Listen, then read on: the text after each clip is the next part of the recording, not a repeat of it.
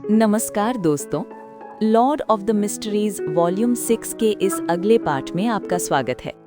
पिछले पार्ट में हमने देखा था कि माय एंकर्स के जरिए क्लाइन को आखिरकार वो स्थिरता मिली जिसके बिना आगे बढ़ना असंभव था। लेकिन कहानी यही नहीं रुकती। आज के इस पार्ट में हम कवर करेंगे चैप्टर 1175 से चैप्टर 1180 तक। ये वो हिस्सा है जहां शांति ज्यादा देर तक नहीं टिकती और जहां दुनिया फिर से क्लाइन को याद दिलाती है कि संकट अभी खत्म नहीं हुआ है। ये चैप्टर्स सिर्फ आफ्टरमैथ नहीं है, ये प्रेपरेशन है। यहाँ क्लाइन को नए संकेत मिलते हैं, नए दबाव महसूस होते हैं और आने वाले बड़े टकराव की परछाई धीरे धीरे साफ होने लगती है।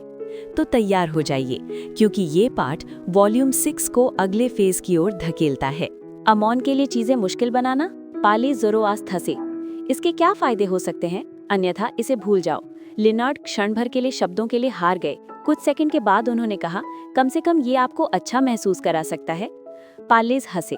मुझे बेहतर महसूस होगा अगर तुम इस विषय को नहीं उठाओगे। लिनार्ड के जवाब देने का इंतजार किए बिना मरोडा पाथवे के इस सीक्वेंस 1 एंजल ने अपनी थोड़ी पुरानी आवाज के साथ आह भरी। क्या तुम्हारे पूर्व सहयोगी के पास डिसीट चार्म नहीं है? शायद वो इसका उपयोग किसी समाधान के लिए कर सकता है। बैकलैंड में अमोन अवतारों से छुटकारा पाने के बाद पार्लेज ने लिनार्ड को 4 चार्म्स, डिसीट, पैरासाइट, डेप्रिवेशन और एजिंग बनाने के लिए आवश्यक गॉडहुड सिंबल्स और मैजिक लेबल्स दिए थे। लिनार्ड ने ये ज्ञान क्लेन को दिया था और बाद वाले ने उस ज्ञान और वर्म्स ऑफ टाइम का उपयोग करके एक डिसीट, पैरासाइट और डेप्रिवेशन बुलेट बनाई थी। बाद में उन्होंने उनका उपयोग कोनस किलगोर से निपटने के लिए किया था, लेकिन लिनार्ड को इसकी जानकारी नहीं थी। लिनार्ड ने विचारपूर्वक फुसफुसाते हुए कहा, ओल्ड मैन, क्या आप कह रहे हैं कि डिसीट चार्म का उपयोग करके आप अमोन को गुमराह कर सकते हैं और उसे स्थान की गलत पहचान करा सकते हैं, जिससे उसे क्लेन के भागने को प्रभावित करने से रोका जा सके? अपने मन में पाले ज़ोरोआस्त्र ने पलटवार किया। क्या तुम्हें लगता है कि मरोडा पाथवे के किंग ऑफ एंजल्स के सामने डिसीट चार्म का उपयोग करना संभव है? ये असंभव है। लिनार्ड सूखे तरीके से हंसे और ढीठ अंदाज में जोर दिया। तो फिर आपका क्या मतलब है? पाले ज़ोरोआस्त्र की आवाज अचानक अधिक उत्साहित सुनाई दी। उस नियम को डिसीव करो कि कोई केवल वही लौट सकता है जहां उसका शरीर है। डिसीव द रूल, क्या वो भी काम करता है? लिनार्ड ने सदमे में पूछा। पालेज ने आत्मनिंदा वाली हंसी हंसी और आह भरी। अमोन को धोखा देने की तुलना में एक नियम को धोखा देना बहुत आसान है। आखिरकार इस दुनिया के नीचे पागलपन और अराजकता है। इस वाक्य ने लिनार्ड को क्षण भर के लिए अवाक कर दिया। एक तरफ वो इतने पर्याप्त अनुभवी नहीं थे, वो नहीं जानते थे कि आदेशों और कानूनों को डिसीव किया जा सकता है, और दूसरी तरफ उन्होंने कभी ये उम्मीद नहीं की थी कि ओल्ड मैन के दिल में अमोन प्रकृति के नियमों और दुनिया की व्यवस्था से भी ज्यादा भयानक है। लगभग 10 सेकंड के बाद वो फिर बोले, इस पद्धति के साथ सफलता की संभावना कितनी अधिक है? ये बहुत बहुत कम है, पार्लेज ने उपहास के साथ कहा। हालांकि अमोन के अवतार के एक वर्म ऑफ टाइम से बने डिसीट चार्म के साथ इस तरह दुनिया की व्यवस्था को डिसीव करने की संभावना बहुत बहुत कम है। इसलिए मेरा सुझाव अभी भी उसे द फूल से मदद के लिए अनुरोध करने का है। अब और समय बर्बाद न करें। अमोन से लड़ते समय जितनी ज्यादा देरी होगी उतना ज्यादा खतरा होगा। लिनार्ड ने सहमति में सिर हिलाने से पहले एक पल के लिए विचार किया। मैं समझ गया, मैं उसे ऐसा करने की सलाह भी दूंगा। बेशक वो उस अत्यंत असंभव पद्धति का उल्लेख करना नहीं भूलेंगे जो ओल्ड मैन ने सुझाई थी। ये अच्छा है कि तुम समझ गए। गंभीरता से एक बूढ़े आदमी के पढ़ने में खलल डालना। जैसे ही पार्लेज बड़बड़ाए, उनकी आवाज धीरे धीरे कम हो गई और लिनार्ड के मस्तिष्क से गायब हो गई। 7 पिंस्टे स्ट्रीट में कॉफी टेबल पर रखा अखबार अचानक उड़ गया और सोफे पर अपने आप फैल गया। इस आवश्यकता कि मैं केवल वहीं पुनर्जीवित हो सकता हूं जहां मेरा मूल शरीर है, उसे डिसीव करने के लिए डिसीट चार्म का उपयोग करना। द ग्रे फॉग के ऊपर प्राचीन महल में क्लेन ने पाले ज़ोरोआस्त्र के सुझाव को अपने शब्दों में तैयार किया। जैसे ही उन्होंने बोलना समाप्त किया, उन्हें जलती रहने वाली जानवर की खाल की लैंटेन याद आई। अमोन ने प्रकृति के नियमों को डिसीव किया था, जिससे मोमबत्ती एक जादुई स्थिति में बनी रही और बिना किसी ईंधन की आवश्यकता के 1 सप्ताह तक जलती रही। उनकी आंखें चमक उठी और वो फुसफुसाए, सोच का ये तरीका ऐसा कुछ है जिसे मरोडा पाथवे का केवल एक एंजल ही तुरंत सोच सकता है। ये असंभव नहीं हो सकता। पार्लेज की तरह उन्होंने महसूस किया कि अमोन से निपटने की तुलना में प्रकृति के नियमों से निपटना बहुत आसान था। आशा देखने के बाद उन्होंने तुरंत संभावित परिणाम का विश्लेषण किया। हालांकि मैंने पहले ही डिसीट बुलेट का उपयोग कर लिया है, मैं इसे हिस्टोरिकल वॉइड से बुला सकता हूँ। आखिरकार प्रभाव समाप्त होने से पहले मैं निश्चित रूप से अपने शरीर को सुधारूंगा और सफलतापूर्वक पुनर्जीवित हो जाऊंगा। प्रकृति के नियम वास्तव में दयनीय है। न केवल उन्हें डिसीव किया जाएगा बल्कि उन्हें डिसीव करने के लिए उपयोग किया जाने वाला सामान भी नकली है। एकमात्र समस्या ये है कि बुलेट शायद मिस्टिसिज्म लॉज को डिसीव न कर पाए। तब कोनस किलगोर से निपटना पहले से थोड़ा मुश्किल था। अपने विचारों के बीच उन्होंने धीरे धीरे क्षेत्र का सर्वेक्षण किया और धीरे धीरे प्रेरणा ग्रहण की। वो था सेफिरा कासल का उपयोग करना। सेफिरा कासल के प्रारंभिक नियंत्रण को प्राप्त करने के बाद वो यहाँ पहले से ही एक सीक्वेंस टू एंजल की शक्ति जुटा सकते थे और बहुत सी चीजों के वो पहले संपर्क में आए थे। उन्होंने स्पष्ट किया था कि सेफिरा कासल के अधिकार में सियर, अप्रेंटिस और मरॉडर के 3 पाथवेज तक फैलने की उच्च संभावना है। ये संबंधित बियॉन्डर्स पर एक सम्मेलन प्रभाव उत्पन्न कर सकता था और इसने स्पष्ट रूप से अमोन का ध्यान आकर्षित किया था। कहने का तात्पर्य ये है कि क्लेन को संदेह था कि सेफिरा कासल में एक ही समय में इन तीनों पाथवेज की शक्ति है। हालांकि एक सियर के रूप में वो जिस शक्ति को उत्तेजित कर सकते थे उसका अधिकांश भाग इसी डोमेन में केंद्रित था। डिसीट बुलेट के रूप में ज्ञात माध्यम की मदद से मैं सेफिरा कासल के अन्य शक्तियों को उत्तेजित कर सकता हूँ। चूंकि मैं पहले ही सियर डोमेन में कुछ चमत्कार कर सकता हूँ, इसलिए एंजल लेवल पर मरॉडर पाथवे से शक्ति प्राप्त करना एक अत्यधिक तार्किक अनुमान है। एकमात्र समस्या ये है कि पर्याप्त स्तर का एक माध्यम होना चाहिए। इस तरह मुझे उस नियम को डिसीव न कर पाने की चिंता करने की आवश्यकता नहीं है। जैसे ही उनके विचार स्पष्ट हुए, उन्होंने गंभीरता से एक योजना बनाना शुरू कर दिया। उन्होंने मिस्टिसिज्म लॉज को अपना लक्ष्य बनाया और एक स्कैम तैयार करने का प्रयास किया। कठिनाई को कम करने के लिए अतिरिक्त तैयारी करना सबसे अच्छा है। मैं बिना किसी चीज के किसी भी चीज को डिसीव नहीं कर सकता, कम से कम तब तक जब तक कि मैं अमोन का ट्रू बॉडी न हूँ। ये है, मैं लिटिल सन को अपने रक्त की एक ट्यूब प्रदान करूंगा। मैं एक नकली रिस्पॉन पॉइंट बनाऊंगा जो सीमा से अधिक होगा और फिर डिसीट बुलेट को ट्रिगर के रूप में सेफिरा कासल के भीतर मौजूद संबंधित एंजल लेवल की शक्तियों को उत्तेजित करते हुए उस नियम को मिसडायरेक्ट करना और उसे नकली रिस्पॉन पॉइंट को वास्तविक के रूप में देखना, जबकि वास्तविक नकली बन जाए। उन्होंने धीरे धीरे विवरणों को रेखांकित किया और जब उनके विचार अंततः शेप ले गए तो क्लेन ने तुरंत अपने और उस स्थान के बीच मिस्टिसिज्म कनेक्शन का उपयोग करके अपनी ट्रू विजन से वास्तविक स्थिति का निरीक्षण किया। उन्होंने देखा कि ग्रेश येलो फॉग बहुत पतली हो गई थी और गहरी खाई जिसने चेर्नोबिल को छिपाया था पहले की जैसी ही थी। ये अज्ञात था कि पॉइंटेड हैट और मोनोकल पहने हुए अमोन ने कहां से एक पत्थर चुराया और उसे उस स्थान पर रख दिया जहां क्लेन का निधन हुआ था। वे उस पर बैठे हुए थे और धैर्यपूर्वक मानव त्वचा के दस्ताने के साथ खेल रहे थे। वे कभी कभी मानव त्वचा की उंगली को मोड़ते थे और कभी कभी उसे खींचते थे, जैसे कि वे ऐसा करते हुए 100 साल बिता सकते हो। लगभग 1 किलोमीटर दूर ग्रेश येलो फॉग के किसी निश्चित स्थान पर क्लासिक ब्लैक मेज रोब्स में 3 अमोन एक पत्थर के चारों ओर झुके हुए थे और गंभीरता से पोकर कार्ड्स खेल रहे थे जिन्हें उन्होंने कहीं से चुराया था। समय समय पर वे अपने मोनोकल को खिसकाते थे। इस विस्तृत मूरभार में अन्य स्थानों पर अमोन या तो अकेले थे या समूहों में इत्मीनान से टहल रहे थे, विचार में लिख रहे थे या एक दूसरे के साथ तरह तरह के प्रश्नों पर चर्चा कर रहे थे। अंधकार और खतरनाक forsaken land of the gods में ये एक सामान्य दृश्य था। बेहतर होता अगर ये सभी युवक एक जैसे नहीं होते। Classic black ropes, pointed hats और मोनोकल पहने हुए, समान काले बाल, काली आंखें, चौड़े माथे और पतले चेहरों के साथ। जैसे ही क्लेन आगे का निरीक्षण करने वाले थे, पत्थर पर बैठे अमोन ने अचानक अपना सिर उठाया। उन्होंने अपनी क्रिस्टल कर्वित मोनोकल को खिसकाया और उनकी ओर देखा। पूरे दलदल में सभी अमोन ने हिस्टोरिकल फॉग के सबसे उच्च बिंदु की ओर देखा। क्लेन ने तुरंत अपनी दृष्टि वापस ले ली और संबंध काट दिया। सिटी ऑफ सिल्वर में डेरिक बर्ग ने मीनार के शीर्ष पर पहुंचकर चीफ कॉलिन इलियाड से मिले। योर एक्सीलेंसी, मुझे आशीर्वाद का वादा प्राप्त हो गया है, डेरिक ने स्पष्ट और सीधे तौर पर कहा। सफेद बालों और चेहरे पर एक पुराने निशान के साथ चीफ कॉलिन इलियाड स्पष्ट रूप से राहत महसूस कर रहे थे। उन्होंने धीरे से सिर हिलाया और कहा, ये अच्छा है, ये अच्छा है। उन्होंने दुर्लभ एक उदाहरण में वाक्य को दोहराया था। एक उत्कृष्ट डीमन हंटर और सिटी ऑफ सिल्वर के चीफ के रूप में वे हमेशा धैर्यवान थे, कभी अनावश्यक जोखिम नहीं उठाते थे। इसलिए द फूल से अचानक प्रतिक्रिया के अभाव में वे तुरंत ट्रू क्रिएटर की ओर नहीं मुड़े और उन्होंने एक और महीने धैर्यपूर्वक प्रतीक्षा करने का निर्णय लिया। सिटी ऑफ सिल्वर के लिए, जो 2000 से अधिक समय से डार्क एजेस में प्रतीक्षा कर रही थी, 1 महीना ऐसा था जिसे स्वीकार किया जा सकता था। डेरिक के जवाब देने का इंतजार किए बिना डीमन हंटर कॉलिन इलियाड ने खिड़की छोड़ी और शांति से कहा, पहले वापस जाओ, मैं एडवांसमेंट रिचुअल की तैयारी शुरू करने जा रहा हूँ। डेरिक ने चीफ पर एक नजर डाली और ईमानदारी से कहा, आप निश्चित रूप से सफल होंगे। वे अब और नहीं रुके, वे तुरंत मीनार से चले गए और घर लौट आए। अनुष्ठान को फिर से स्थापित करने और 6 पावरफुल कॉर्प्सेस को सही स्थान पर रखने के बाद, जिन्हें उन्होंने शिकार किया था, सिटी ऑफ सिल्वर के चीफ ने पोशन बनाना शुरू किया। ये सब हो जाने के बाद सिटी ऑफ सिल्वर के चीफ ने अपनी आंखें बंद कर ली और अपना सिर झुका लिया, जोटन में जाप करते हुए। द फूल, जो इस युग से संबंधित नहीं है, ग्रे फॉग के ऊपर रहस्यमय शासक, king of yellow and black, जो सौभाग्य प्रदान करते हैं। द ग्रे फॉग के ऊपर क्लेन ने प्रकाश की लहरें निकलते देखी। जब उन्होंने एक हल्का काल्पनिक प्रार्थना सुनी, उन्होंने तुरंत एक पेपर फिगुरीन को बुलाया और उसके साथ सेफिरा कासिल की शक्ति को मिला दिया और उसे प्रेयर सर्कल में फेंक दिया और चीफ कॉलिन इलियाड को आसानी से चिन्हित कर दिया।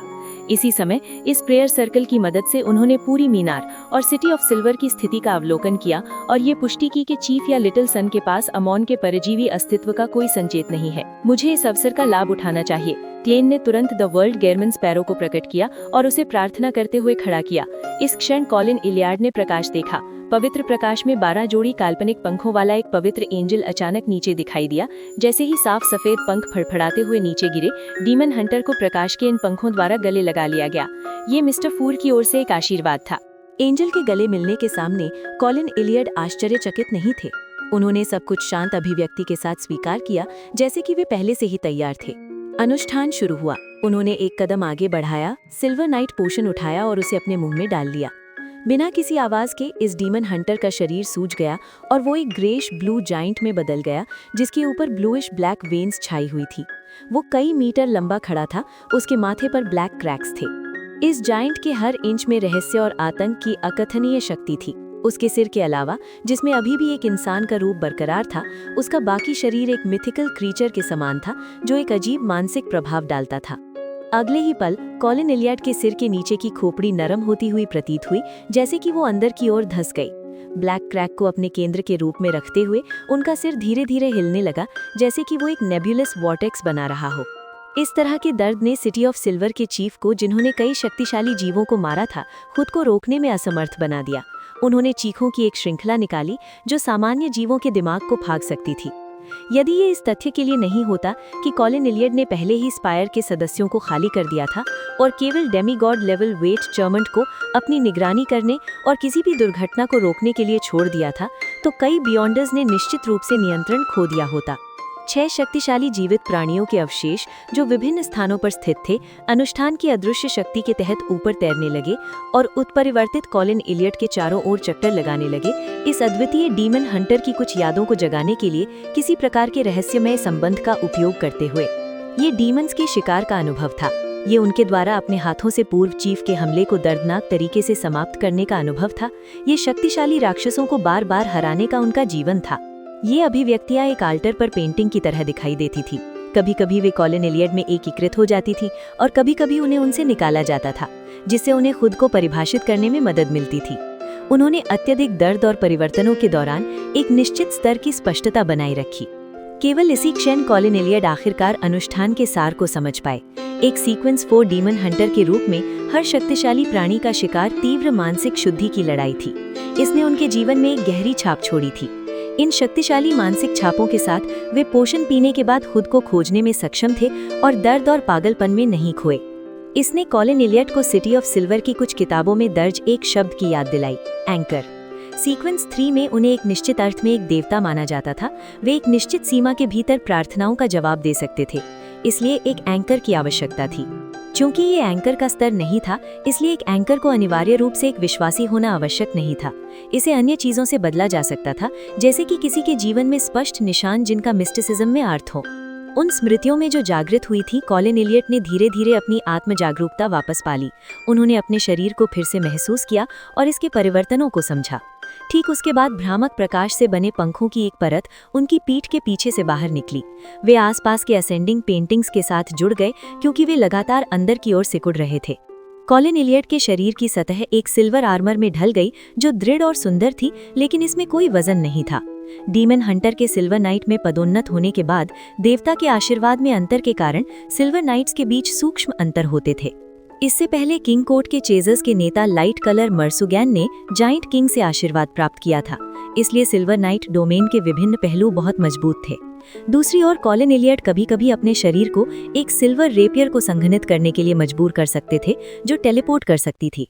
युद्ध के दौरान वो आक्रमण के दौरान यादृच्छिक रूप से प्रकट होती थी, जिससे लाभदायक प्रवृत्तियों के साथ अप्रत्याशित परिवर्तन आते थे।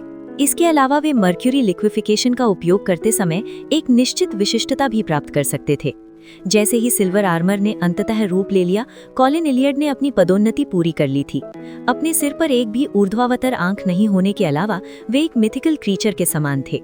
इस क्षण उन्होंने अपना दाहिना हाथ उठाया और उसे एक तरफ लहरा दिया। सिटी ऑफ सिल्वर के बाहर एक छोटी पहाड़ी पर तनी हुई हवा से एक सिल्वर बीम फूटी। इसने अपने आसपास की हर चीज को भाड़ दिया, छोटी पहाड़ी को 2 हिस्सों में बांट दिया। कॉलिन इलियट के सिल्वर नाइट में पदोन्नति के दौरान डेरिक बर्ग ने बिस्टोमेंट रिचुअल पूरा किया और एक छोटा मेटल ट्यूब प्राप्त किया। सिटी ऑफ सिल्वर के चीफ द्वारा असामान्यताएं पैदा करने और अधिकांश ध्यान हटाने के अवसर को जब्ता करते हुए क्लेन ने अचानक हाथ बढ़ाया और उन्होंने हिस्टोरिकल वॉइड से एक बुलेट और डेथ नेल को बुलाया था। ठीक उसके बाद उन्होंने पहले ही एक डिविनेशन किया, ये कंफर्म करते हुए कि सन के आसपास अमॉन्स पैरासाइट्स का कोई सिग्नल नहीं है। बिना किसी हिचकिचाहट के उन्होंने रिवॉल्वर का सिलेंडर खोला और उसमें डिसीट बुलेट भर दी। अपने दाहिने हाथ के एक झटके के साथ उन्होंने सिलेंडर बंद किया और इस वांछित स्थान को निशाने पर लगाने के लिए मिस्टिसिज्म कनेक्शन का उपयोग किया। बैंग! उन्होंने शांति से ट्रिगर खींचा और एकमात्र गोली चलाई। उसी समय इस बयॉन्डर इफेक्ट का लाभ उठाते हुए उन्होंने सेफिरा कासल की शक्तियों को सक्रिय करने की इच्छा की। ग्रे फॉग एक बार फिर उबलने लगा, जिसमें उनके आसपास का क्षेत्र भी शामिल था। एक शाही और थोड़ी गहरी ऊर्जा ज्वार की तरंग की तरह उमड़ी, जो बुलेट के चारों ओर लिपट गई और अंतरालों से गुजरते हुए वास्तविक दुनिया की ओर बढ़ी। सेफिरा कासल में रोशनी अचानक मध्यम हो गई। अपने डर और आतंक को दबाते हुए क्लेन ने अचानक नीचे उतरने की भावना का अनुकरण किया, जो डेथ नेल के हिस्टोरिकल प्रोजेक्शन का उपयोग करते हुए किया। वे द सन का प्रतिनिधित्व करने वाले लाल तारे की ओर कूदे और अपने खून की छोटी ट्यूब की ओर कूदे। चर्नोबिल के उजाड़ दलदलों पर नुकीली टोपियां पहने हुए सभी अमॉन्स ने अपने सिर उठाए और आकाश में चमकती हुई बिजली को देखा। उन्होंने एक गहरी और शांत पट्टी को देखा, जिसे बिजली भी रोशन नहीं कर सकती थी। अमॉन्स ने अपने मॉनिकल्स को खिसकाया और एक पल की चुप्पी के बाद वे हंसे। वो ऐसा व्यक्ति नहीं लगता जो इस तरह के समाधान के साथ आ सकता है। पल्लेस, वो इस संगठन में शामिल हो गया जिसका कोड नेम टैरोट क्लब है। सिटी ऑफ सिल्वर में बर्ग के घर में डेरिक के सामने का अंधेरा अचानक और गहरा हो गया, जैसे कि कमरे की मोमबत्तियां राख में जल गई हों। सिटी ऑफ सिल्वर के निवासियों के लिए ये अच्छी बात नहीं थी। डेरिक की आंखें तुरंत सूर्य के प्रकाश से चमक उठीं। उसी क्षण गहरे अंधेरे से प्रकाश के कुछ अंश पारदर्शी छटपटाते कीड़ों की तरह फूट पड़े। वो मेटल ट्यूब जो डेरिक को मिली थी स्वतः ही टूट गई, क्योंकि उसमें से ताज़ा लाल खून तैरकर बाहर आया और हवा में लटक गया। वो अलग नहीं फैला, बल्कि प्रकाश के टुकड़ों के साथ विलीन हो गया। मात्र 2-3 सेकंड में ये लाइट फ्रैगमेंट्स एक में संघनित हो गए, जिससे प्रकाश का एक विशाल गोला बन गया। गोलाकार प्रकाश का गोला फैला और बदला और जल्दी ही एक आकृति बना ली। उस आकृति की गहरी रूपरेखा और ठंडी अभिव्यक्ति थी। उसने एक रेशमी हाफ टॉप हैट और एक काले कोट पहना था और एक आयरन कलर्ड रिवॉल्वर पकड़ी हुई थी। वे और कोई नहीं बल्कि गहमैन स्पैरो थे। मिस्टिसिज्म की नियमों को सफलतापूर्वक धोखा देने के बाद क्लेन ने अपने बचे हुए खून की मदद से अपना पुनर्जीवन पूरा किया।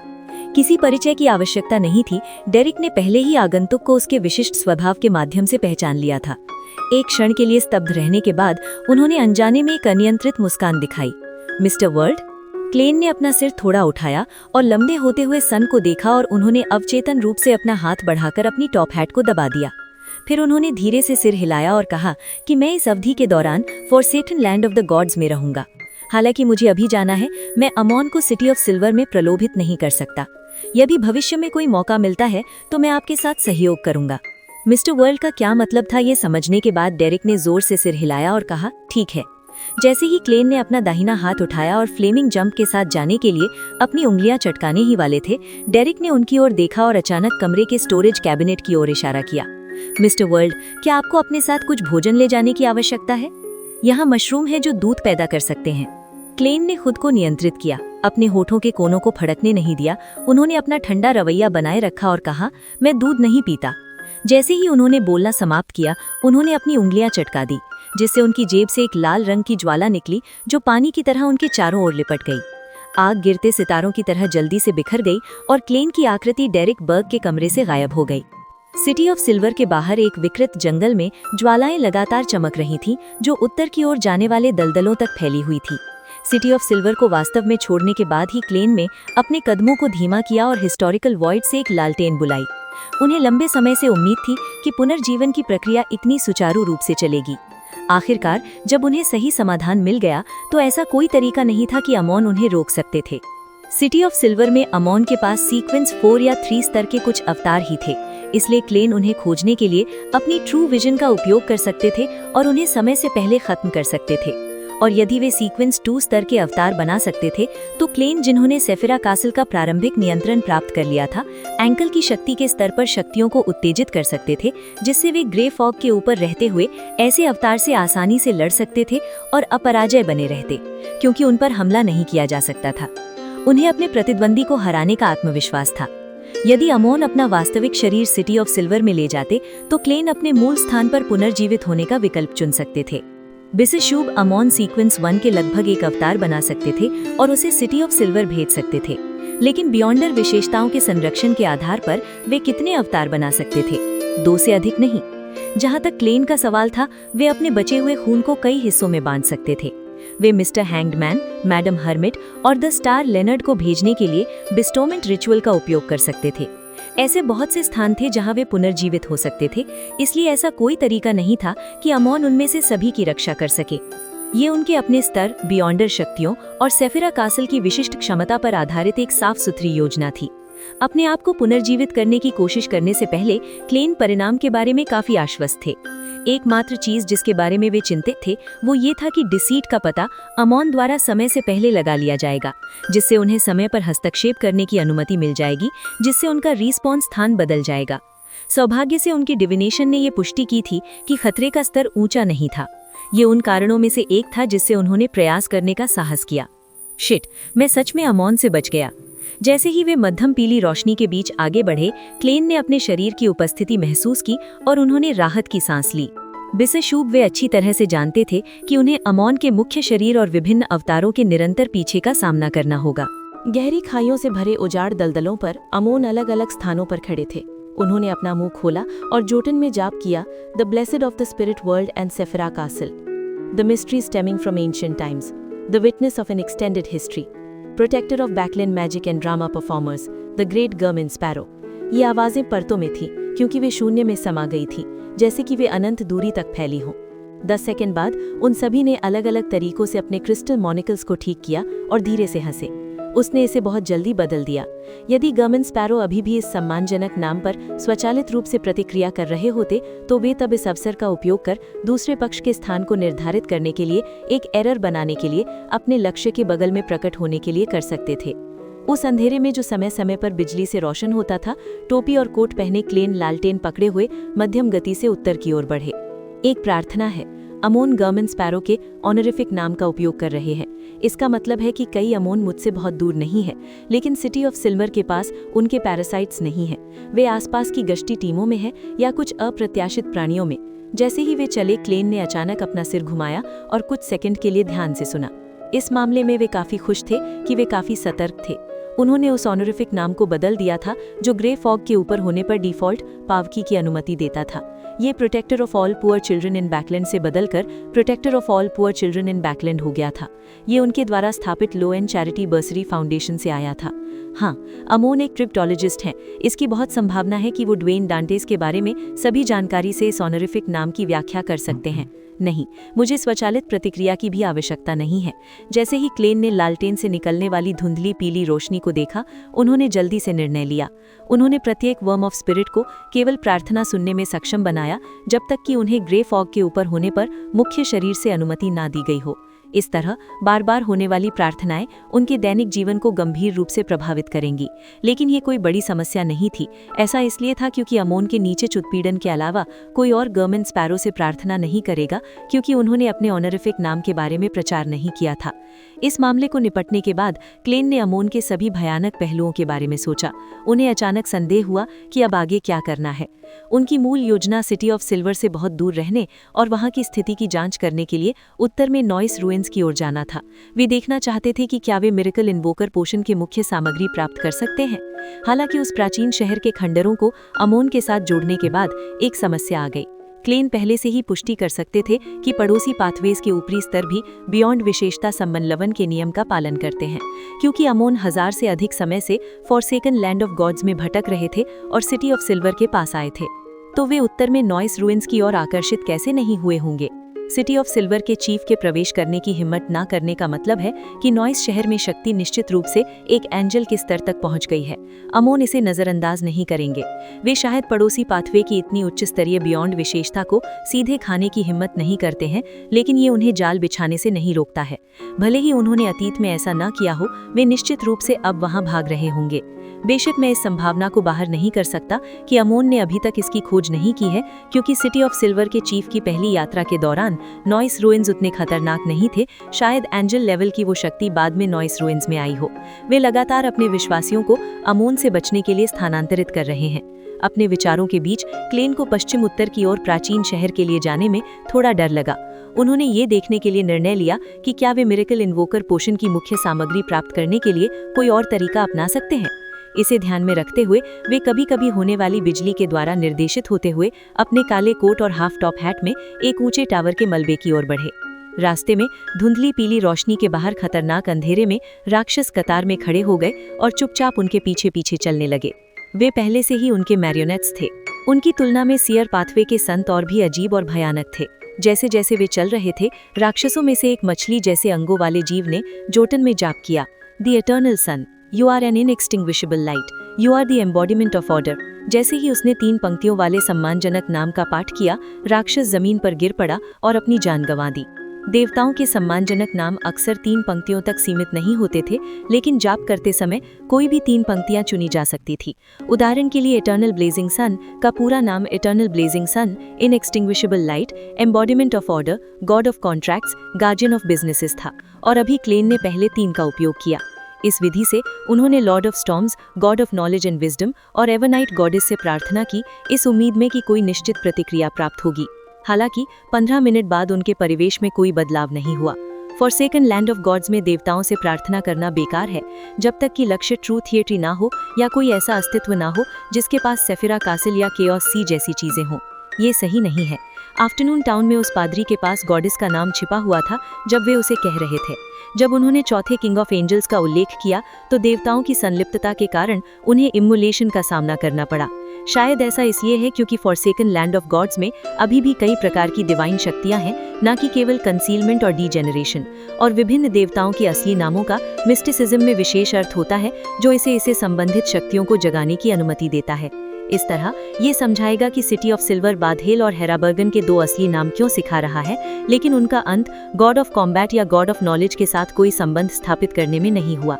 फॉरसेकन लैंड ऑफ गॉड्स में प्रार्थनाएं सच्चे देवताओं द्वारा नहीं सुनी जाती हैं, या भले ही वे उन्हें सुन सकते हैं, वे जवाब देने में असमर्थ हैं। इसका मतलब ये भी है कि गॉड ऑफ कॉम्बैट या गॉड ऑफ नॉलेज की कोई शेष शक्तियां नहीं है, अन्यथा कुछ निश्चित विसंगतियां होती। हाँ, ये भी संभव है कि ऐसा इसलिए नहीं है कि कोई विसंगतियां नहीं है, बल्कि इसलिए है क्योंकि सिटी ऑफ सिल्वर में 2 grade 0 sealed effects, god level sealed effects ने उन्हें समाप्त कर दिया है। इस स्थिति में यदि मैं सीधे गॉडेस का असली नाम जाप करता हूँ तो क्या मैं आसपास के अंधेरे और कंसीलमेंट में हलचल पैदा कर दूंगा? यदि इस प्रकार की शक्ति को नियंत्रित किया जा सकता है तो मेरे पास अमोन के द्वारा पीछा किए जाने पर एक अतिरिक्त प्रभावी ट्रम्प कार्ड होगा। इसकी संभावना बहुत अधिक नहीं है। किसी देवता का असली नाम सीधे जाप करना ईश निंदा का कार्य है और इसका परिणाम संबंधित प्रतिक्रिया में होगा, बिल्कुल आफ्टरनून टाउन के पादरी की तरह। अपने तर्क और जो दृश्य उन्होंने देखा था उसके आधार पर क्लेन ने वर्तमान स्थिति पर एक सिद्धांत बनाया। वे उन सभी देवताओं के असली नामों को एक एक करके पढ़ना चाहते थे और उनके प्रभावों की जांच करना चाहते थे। अंत में उन्होंने खुद को रोका और अंधाधुंध प्रयास नहीं किए। मेरे लिए पहले ग्रे फॉग के ऊपर जाकर दिव्यानी करना बेहतर होगा, अन्यथा कौन जानता है कि कोई असहनीय स्थिति होगी। देवताओं से जुड़े दिव्यानी स्पष्ट खुलासे नहीं दे सकते हैं। थोड़ी देर मन ही मन बुदबुदाने के बाद क्लेन ने अपनी उत्तेजना का मजाक उड़ाया। मेरी पिछली योजना इसके समान थी। मैंने 2 दिन से मौत को दावत नहीं दी है, आज मैं इसे गंभीरता से करूंगा। उस समय वे पहले से ही एक ढहे हुए टावर पर पहुंच चुके थे। वे एक दीवार के पास बैठे थे जिसे आधा काटा गया था। उन्होंने हिस्टोरिकल वॉइड से एक कागज का सारस निकालने के लिए हाथ बढ़ाया और उसे प्रज्वलित कर दिया। वे देखना चाहते थे कि क्या कोई माध्यम होने पर वे स्नेक ऑफ फेट विल ऑसेप्टन से संपर्क कर सकते हैं। वे ये जानना चाहते थे कि वे मिरेकल इन्वोकर पोशन की मुख्य सामग्री कहाँ से प्राप्त कर सकते हैं। लालटेन के तीसरे आवाहन के प्रकाश में क्लेन गहरी नींद में सो गए, लेकिन उन्होंने कुछ भी सपना नहीं देखा। वाकई ये काम नहीं करता। जागने के बाद क्लेन ने अपना सिर हिलाया और अपने शरीर को हिस्टोरिकल वॉइड में जाने दिया। इसके बाद उन्होंने 4 कदम बाईं ओर कदम उठाए और ग्रे फॉग के ऊपर पहुंच गए। द फूल की सीट पर बैठकर उन्होंने कबाड़ के ढेर से एक छोटे कागज के डिब्बे को बुलाया। इसके अंदर कागज के सारिसों का एक ढेर था। इन्हें व्यक्तिगत रूप से किसी बच्चे द्वारा मोला गया था। इसी समय द वर्ल्ड गर्मन स्पैरो को प्रकट किया गया। उन्होंने एक भूरे सफेद क्षेत्र में मिस्टर फूल से प्रार्थना की और उनसे अपने अनुरोध को मिस जस्टिस तक पहुंचाने का अनुरोध किया, ये कहते हुए कि ये कार्य उन्हें मैनिपुलेटर पोशन फॉर्मूला के बदले योगदान करने की अनुमति दे सकता है। बेशक क्लेन ने पहले ही खुलासा कर दिया था कि पोशन को तीव्र भावनात्मक प्रतिध्वनि के बीच सेवन करना होगा। बैकलैंड, एम्प्रेस बरो, हाल परिवार की शाही हवेली।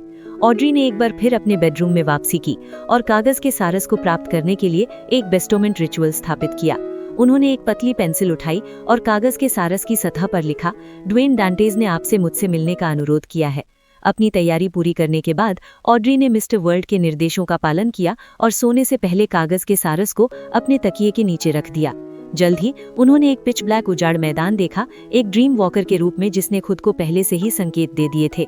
उन्होंने अपनी चेतना बनाए रखी और अत्यंत जिज्ञासा के साथ मैदान के बीच में काले शिखर की ओर चली। जैसे ही वे अपने गंतव्य तक पहुंची, ऑड्री की आध्यात्मिक धारणा सक्रिय हो गई। उन्होंने अपना सिर उठाया और शिखर के शीर्ष की ओर देखा। समय के किसी बिंदु पर वहां एक विशाल चांदी का सांप कुंडली मारे खड़ा था। इस विशाल सांप के पास कोई स्केल्स नहीं थे। इसका शरीर प्रतीकों और नमूनों से ढका हुआ था, जिन्होंने पहिए बनाए जो अलग अलग लेबल के साथ एक दूसरे से जुड़े हुए थे। उस समय ये विशाल सांप अपनी चमकदार लाल और ठंडी आंखों से ऑड्री को घूर रहा था। इसने धीमी आवाज में कहा, ड्वेन डांटेज क्या चाहते हैं? ये फेट पाथवे का एंजल है जिसने मैम हर्मिट को खून की एक बूंद दी थी। ऑड्री ने अपने विचारों को नियंत्रित किया और शांति से उस विशाल सांप की ओर देखा। उन्होंने ईमानदारी से कहा, वे चाहते थे कि मैं आपसे पूछूं कि वे मिरेकल इन्वोकर पोशन की मुख्य सामग्री कहां से प्राप्त कर सकते हैं। विशाल चांदी का सांप अचानक कुछ सेकंड के लिए शांत हो गया, फिर बोला, विभिन्न पाथवेज में सीक्वेंस 2 की संख्या अलग अलग होती है। अटेंडेंट ऑफ मिस्ट्रीज का कोटा पूरा होने की स्थिति में कुल 6 मिरेकल इन्वोकर्स ही हो सकते हैं। मिरेकल इन्वोकर सीक्वेंस 2 पोशन का नाम है। मिस्टर वर्ल्ड एक एंजल बनने जा रहे हैं या वे अपने साथी के लिए तैयारी कर रहे हैं? नहीं, यदि ये साथी होता तो वे उनसे पूछने के लिए कह सकते थे। ऑड्री पहले सतर्क हुई, फिर रहस्यमयी सांप के उत्तर का इंतजार करने लगी। सीक्रेट ऑर्डर के नेता ज़ारातूल ने जो सीक्वेंस 1 पोशन ली थी, वो एक अटेंडेंट ऑफ मिस्ट्रीज से आई थी। दूसरे शब्दों में, उनके पास एक अतिरिक्त मिरेकल इन्वोकर कैरेक्टरिस्टिक है। इसी तरह तब एंटिगोनस फैमिली के पूर्वज के लिए भी यही था। बेशक अगर वे किसी चीज में रुचि रखते थे या यदि उनके पास कोई उम्मीदवार था जिसने परिवार का पक्ष इस हद तक जीत लिया था कि वे उन्हें पालने के लिए तैयार थे, तो पर्याप्त ऊंची स्थिति वाला एक एंजल अतिरिक्त मिरेकल इन्वोकर बियॉन्डर कैरेक्टरिस्टिक को दूसरे पक्ष को अलग कर सकता है। तीसरी मिरेकल इन्वोकर की बियॉन्डर कैरेक्टरिस्टिक रहस्यमय मूल की एक विशेषता के साथ जुड़ गई है। ये सील्ड आर्टिफैक्ट 005 बन गया है, जिसे मैजिक विशिंग लैम्प के रूप में भी जाना जाता है। एक सच्चे देवता ने एक बार इस वस्तु को नष्ट करने का प्रयास किया था ताकि विशेषताओं को अलग किया जा सके और उन्हें स्वचालित रूप से कन्वर्ज होने दिया जा सके, लेकिन अंततः विफल रहे। चौथी और पांचवी मिरेकल इन्वोकर बियॉन्डर कैरेक्टरिस्टिक्स एक ग्रेड 0 सील्ड आर्टिफैक्ट के रूप में है, जो इटर्नल ब्लेजिंग सन और लॉर्ड ऑफ स्टॉर्म्स के चर्चेज में मौजूद हैं। उनमें से एक का नाम 013 है। ये थर्ड इपॉक के क्रिएटर से आता है, जिसे द लास्ट बैंक्वेट के रूप में नामित किया गया है।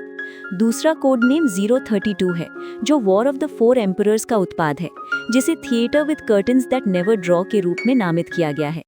छठी miracle invoker beyonder characteristic forsaken land of the gods में हो सकती है। थर्ड इपॉक के दौरान एक अवशेष डार्क डेमोनिक वुल्फ था जो कभी कभी दिखाई देता था। कैटेक्लिज्म के बाद वो बिना किसी निशान के गायब हो गया। ऑड्री ने ध्यान से सुना और कहने से पहले एक पल के लिए गहराई से सोचा, आप कह रहे हैं कि ऐसी स्थिति में जहां अटेंडेंट ऑफ मिस्ट्रीज के स्थान भरे हुए हैं, केवल 6 मिरेकल इन्वोकर्स हैं, और अब आपने केवल सीक्रेट ऑर्डर के नेता ज़ारातुल और एंटिगोनिस फैमिली के पूर्वज का उल्लेख किया है, लेकिन स्थान भरे हुए प्रतीत नहीं होते हैं। ऐसी स्थिति में एक अतिरिक्त मिरेकल इन्वोकर बियॉन्डर कैरेक्टरिस्टिक हो सकती है। ये वो जानकारी नहीं थी जिसके बारे में द वर्ल्ड गर्मन स्पैरो ने उसे पहले ही सूचित कर दिया था। बल्कि ये एक प्रश्न था जो ऑड्री ने उत्तर के विवरण और रहस्यवाद के ज्ञान से अपने स्वयं के विवेक से निकाला था। विशाल चांदी के सांप की आंखें हल्की सी हिली। वास्तव में 3 अटेंडेंट्स ऑफ मिस्ट्रीज होने चाहिए, लेकिन सेकेंड ईपॉक में, उस युग में जब प्राचीन देवता फ्लेग्रिया अभी भी जीवित थे, अटेंडेंट ऑफ मिस्ट्रीज बियॉन्डर कैरेक्टरिस्टिक का तीसरा सेट बिना किसी निशान के गायब हो गया था। कोई नहीं जानता कि वो कहाँ है। इसी तरह संबंधित मिरेकल इन्वोकर बियॉन्डर कैरेक्टरिस्टिक के लिए भी है। शायद ये पहले से ही एक साथ जुड़ गया है और खुद को छिपाने के लिए पर्याप्त गुप्त तरीका ढूंढ लिया है। ऑड्री ने धीरे से सिर हिलाया और कहा, मैं समझ गई, मैं जानकारी मिस्टर ड्वेन डांटेस तक पहुंचा दूंगी। ओह, उन्होंने मुझसे ये पूछने के लिए भी कहा कि क्या ऐसी कोई चीज है जिसमें उन्हें आपकी मदद की जरूरत है। विशाल चांदी का सांप ऊपर रेंगता हुआ आया और उसका 1/3 हिस्सा खड़ा हो गया। नहीं, एक छोटा सा मामला है। हाँ, मेरा एक ब्लेसेड है जो एक उत्कृष्ट गौरमे है। उसकी इच्छा विभिन्न कुलीन परिवारों की आइसक्रीम चखने की है ताकि ये निर्धारित किया जा सके कि कौन सी सबसे स्वादिष्ट है। ये अनुरोध मिस्टर स्नेक, ओह शायद ये मैम स्नेक है, अपने ब्लेसेड के लिए वास्तव में बहुत अच्छी हैं। उनका लहजा ऐसा है जैसे वे इंतजार नहीं कर सकती। ये बहुत आसान है। मैं मिस्टर वर्ल्ड की ओर से मदद करने के लिए सहमत हो सकती हूँ और इसे अपने दम पर पूरा कर सकती हूँ। मैं इसे केवल पोषण फॉर्मूला का आदान प्रदान करने के लिए पर्याप्त योगदान जमा करने के रूप में मानूंगी। ऑड्री ने विचार पूर्वक कहा, कोई समस्या नहीं, लेकिन मैं उसे आइसक्रीम कैसे भेजूंगी। विशाल चांदी का सांप धीरे से कुंडली मारकर बैठ गया और बोला, इसे उसे समर्पित कर देना। वो पहले से ही सीक्वेंस 3 सेंट है और उसी शहर में समर्पणों को स्वीकार कर सकता है। उनका हॉनरिफिक नाम है सौभाग्य का अवतार, दूरदर्शी राक्षस, दुर्भाग्य फैलाने वाली आपदा, बैकलैंड में सभी नियतियों का गवाह, अराजकता और पागलपन का रखवाला। अराजकता और पागलपन का रखवाला। विल का अंतिम हॉनरिफिक नाम काफी दिलचस्प है। ये स्नेक ऑफ फेट का हॉनरिफिक नाम नहीं है, बल्कि कुछ ऐसा होना चाहिए जिसका उपयोग उन्होंने तब किया था जब वे सीक्वेंस 3 पर थे। बाद में कुछ बदलाव किए गए थे। मॉन्स्टर पाथवे अराजकता और पागलपन पर नजर रखता है, या ये कहा जा सकता है कि इस दुनिया में भाग्य के लिए भी जो निचले सीक्वेंसेस में हैं, वे अराजकता और पागलपन में हैं। मॉन्स्टर्स इन सब का विरोध करने के लिए कड़ी मेहनत कर रहे हैं, जिससे सब कुछ सामान्य लग रहा है। क्लेन ने जब मिस जस्टिस का उत्तर सुना तो उन्हें विल के लिए आइसक्रीम का अनुरोध करना अजीब नहीं लगा। इसके बजाय उन्हें life school of thought president का हॉनरिफिक नाम काफी दिलचस्प लगा। है ब्लेसेड होना ये कहने के जैसा है कि मैं किसी को जानता हूँ। क्या विल ने ये मुझसे सीखा है? नहीं, मेरे पास एक वास्तविक ब्लेसेड है, डैनिट्स। बाद में मैं इस साथी से मेरे खाने के लिए कुछ समर्पण करवाऊंगा। मैं वास्तव में उन उत्परिवर्तित राक्षसों को खा नहीं सकता या हिस्टोरिकल वॉइड से प्रोजेक्शंस नहीं बुला सकता, है ना? हाँ, अगर मुझे मौका मिला तो मैं लिटिल सन को उन्हें एक साथ आजमाने के लिए आमंत्रित करूंगा। मैं उसे फ्रैंक के मशरूम के प्रति जुनूनी नहीं होने देना चाहता। ओह, विल की सेवा करने वाले ब्लेसेड की संख्या निश्चित रूप से मेरे से कम नहीं होगी, यहाँ तक कि और भी अधिक हो सकते हैं। उनके पास विशाल लाइफ स्कूल ऑफ थॉट है। क्लेन ने द वर्ल्ड गर्मन स्पैरो को प्रकट किया और उन्हें मिस जस्टिस का जवाब देने के लिए कहा, ये संकेत देते हुए कि आइसक्रीम ने बहुत योगदान दिया है।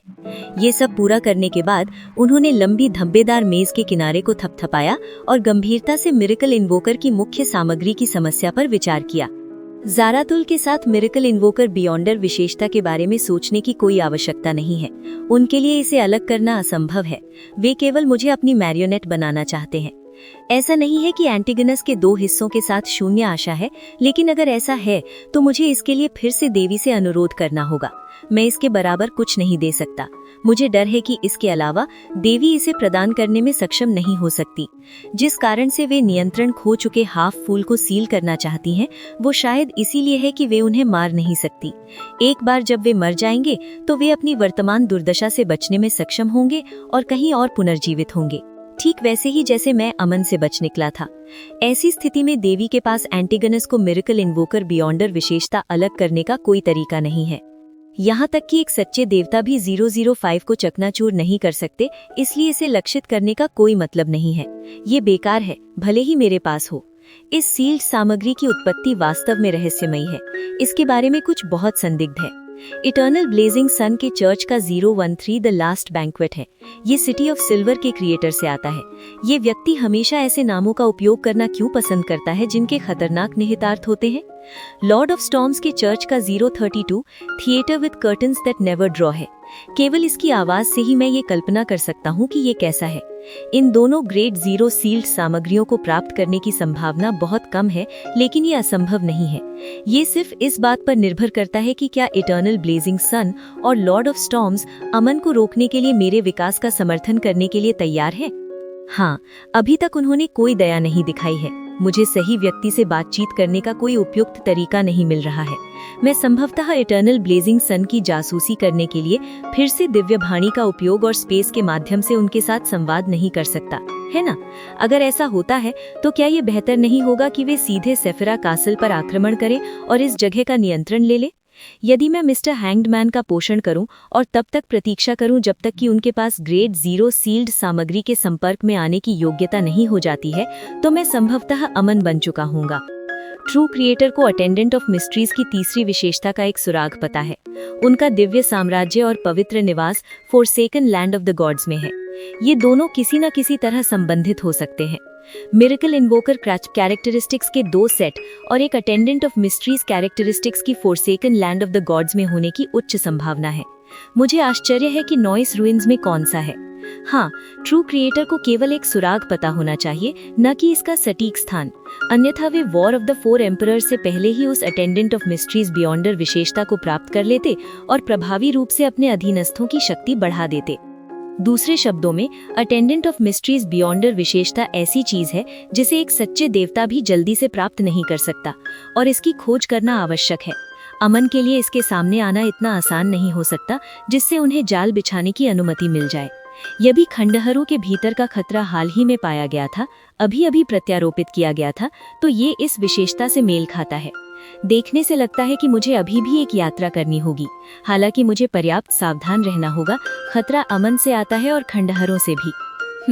मैं पहले एक दिव्य भाणी करूंगा, फिर मैं दूर से निरीक्षण करूंगा और खुफिया जानकारी इकट्ठा करूंगा। मैं अंधाधुंध प्रवेश नहीं करूंगा और पर्याप्त धैर्य रखूंगा। क्लेन ने एक कलम और कागज बुलाया और संबंधित दिव्य भाणी का विवरण लिखने ही वाले थे कि अचानक उन्हें कुछ सूझा और उन्होंने एक और पुष्टि करने का निर्णय किया। उन्होंने एक जटिल प्रतीक बनाया जो कंसीलमेंट और मिस्ट्री प्राइंग का मिश्रण था। उन्होंने इसे मैजिशियन का प्रतिनिधित्व करने वाले क्रिम्सन स्टार में फेंक दिया। गर्मन स्पैरो की छवि और स्वर के साथ उन्होंने उससे अरोडिस से सवाल पूछने के लिए कहा। बैकलैंड, ईस्ट बरो। घर बदलने वाली फॉर्ज ने पर्दे खींचे और एक मोमबत्ती जलाई। उसने एक दर्पण लगाया और शियो को एक दर्शक का कार्य करने के लिए पाया। फिर उसने वो प्रतीक बनाया जो मिस्टर वर्ल्ड ने उसे दिया था। कमरे में वातावरण धीरे धीरे अंधकारमय हो गया क्योंकि ठंडी हवाएं चली, जिससे दोनों कांप उठे। दर्पण की सतह पर अचानक लहरें उठी, जिससे प्राचीन गहरे लाल फैसाक पद बने। आपने महान अरोडिस को बुलाया है। आपको संबंधित नियमों का पालन करना होगा। आपको पूछे गए प्रत्येक प्रश्न के लिए एक प्रश्न का उत्तर देना होगा। यदि आप झूठ बोलते हैं या उत्तर देने से इनकार करते हैं तो आपको दंडित किया जाएगा। ठीक है, फॉर्ज जिसे चेतावनी दी गई थी, शांति से उत्तर दिया। इसके बाद उसने जिज्ञासा से पूछा, मिरेकल इन्वोकर पोषण की मुख्य सामग्री कहाँ से प्राप्त की जा सकती है? दर्पण की सतह पर गहरे लाल शब्द एक एक करके प्रकट हुए। उन्होंने विस्तार से प्रश्न का उत्तर दिया। यह मूल रूप से विल के उत्तर के समान है। ग्रे फॉग के ऊपर मिस मैजिशियन का प्रतिनिधित्व करने वाले क्रिम्सन स्टार के माध्यम से क्लेन ने विशिष्ट प्रक्रिया देखी और निराशा से सिर हिलाया। फॉर्स द्वारा उत्तर याद करने के बाद उसने घबराहट में कहा, अब आपके पूछने की बारी है। दर्पण की गहरे लाल शब्द बदल गए और एक नया वाक्य बनाया। क्या आपको पिछले 1 साल में कोई इरोटिक ड्रीम आया है? फूह, शुक्र है ये अभी भी ठीक है। फॉर्स ने राहत की सांस ली और कहा, हाँ, ये मानवीय स्वभाव था। उसे नहीं लगा कि इसमें शर्मिंदा होने वाली कोई बात है। उसके बाद उसने दूसरा प्रश्न उठाया, क्या आपके पास मिरेकल इन्वोकर की मुख्य सामग्री प्राप्त करने के मामले में कोई सुझाव है? अरोडिस ने गहरे लाल पाठ को बिखेर दिया और नए शब्द बनाने के लिए चांदी के रंगों का उपयोग किया। एब्राहम परिवार के पास अभी भी अप्रेंटिस पाथवे का sequence two plane walker potion formula है, साथ ही संबंधित शक्तिशाली सील्ड आर्टिफैक्ट्स भी। उनमें से कुल 2। ऑरोरा ऑर्डर के पास भी 1 है। ये क्लेन की आंखें चमक उठी क्योंकि उन्होंने एक नई संभावना के बारे में सोचा। क्या ऐसा है? फॉर्स ने थोड़ा माथा सिकोड़ा और कहा, अब आपकी प्रश्न पूछने की बारी है। दर्पण की सतह पर चांदी का रंग फीका पड़ गया क्योंकि गहरे लाल रंगों ने एक वाक्य बनाया। आपके अलावा आपके इरोटिक ड्रीम का स्टार और कौन था? फॉर्स का मुंह खुला रह गया और उसका चेहरा लाल हो गया। उस क्षण फॉर्स ने अपने गालों को जलते हुए महसूस किया क्योंकि वह सख्त हो गई। उसने अपने दोस्त की ओर देखने के लिए अपना सिर घुमाने की हिम्मत तक नहीं की। उसे एहसास हुआ कि उसने जादुई दर्पण की निचली सीमा को बहुत कम आंका था। एक पल के लिए हकलाने के बाद फॉर्स को मिस्टर वर्ल्ड की याद दिलाने वाली बात याद आई और उसने अपनी आंख से बंद कर ली। मैं सजा स्वीकार करना चुनती हूँ। कमरे की हवा से बिजली की एक चांदी जैसी सफेद कड़क गिरी, लेकिन जिस क्षण वह दिखाई दी, बिजली बिना किसी निशान के गायब हो गई, जैसे कि वह कोई भ्रम हो। दर्पण की सतह पर गहरे लाल शब्द चांदी के रंग में रंग गए क्योंकि उन्हें जल्दी से नई सामग्री के साथ बदल दिया गया। सवाल और जवाब का खेल आज यहीं खत्म होगा। अलविदा। फॉर्स के अपनी आंखें खोलने का इंतजार किए बिना और जियो की प्रतिक्रिया देने से पहले दर्पण में लहराती रोशनी तुरंत शांत हो गई। कमरे की उदासी और अंधेरा बिखर गया क्योंकि उन्हें मोमबत्ती की रोशनी ने निगल लिया। क्या वहाँ कोई सजा नहीं होनी चाहिए थी? फॉर्स ने अपनी आंखें थोड़ी खोलने से पहले कुछ सेकंड इंतजार किया। उसने उस दर्पण की ओर देखा जो सामान्य हो गया था और फिर जियो की ओर जो किनारे से देख रही थी। जियो ने अपने सिर के ऊपर इशारा किया और कहा, वहाँ बिजली थी जिसने तुम पर प्रहार किया, लेकिन वह आधे रास्ते में ही गायब हो गई। इसके अलावा जादुई दर्पण पहले ही जा चुका था। जादुई दर्पण सिर्फ मजाक कर रहा था, ये सही नहीं है। मुझे जो चेतावनी मिली थी वो ये थी कि सवाल काफ़ी शर्मनाक होंगे और सज़ा काफ़ी भारी होगी। क्या ऐसा हो सकता है कि मिस्टर फूल ने मेरी रक्षा की? फॉर्स ने अपना दाहिना गाल रगड़ते हुए एक अनुमान लगाया। शायद। जियो ने अपनी दोस्त की सहमति में सिर हिलाया। जैसे ही फॉर्स ने राहत की सांस ली और खुशी मनाई, उसे अचानक एहसास हुआ कि जियो उसे गंभीरता से देख रही थी। क्या बात है? फॉर्स का दिल जोर से धड़कने लगा। जियो ने विचारपूर्वक पूछा, तुम्हारे उस कामुक स्वप्न में मुख्य पात्र कौन था? इतने समय पहले के ऐसे सपने को कौन याद रखेगा? इसके अलावा क्या सपने धुंधले और अस्पष्ट नहीं होते? फॉर्स ने जबरन मुस्कुराते हुए कहा। जियो ने संक्षिप्त में स्वीकार किया, अगर ऐसा है तो तुमने अभी इसका उत्तर क्यों नहीं दिया? मैं घबरा गई थी, मैं बहुत घबरा गई थी। फॉर्स ने उस सामान पर नजर डाली जिसे उसने पैक करना खत्म कर दिया था और कहा, अब हमारे चलने का समय है। मुझे फायरप्लेस की याद आ रही है। बात करते हुए वह अपने सामान की ओर बढ़ी। इसी क्षण उसे एहसास हुआ कि कई बार परिणाम समान होता है, चाहे वह जादुई दर्पण के प्रश्न का उत्तर दे या नहीं। क्या ये वही सामाजिक मृत्यु है जिसका उल्लेख गर्मन स्पैरो द्वारा किया गया था? मैं वास्तव में अपना सिर जमीन में गाड़ देना चाहती हूँ। फॉर्स ने अपने जलते हुए चेहरे और शर्मिंदा दिल को शांत करने के प्रयास में लगातार गहरी सांसें ली। धुंध के ऊपर प्राचीन महल में क्लेन ने सी गॉड सेप्टर को वापस कबाड़ के ढेर में फेंक दिया और एरोडीस के इस कृत्य का उपहास किया।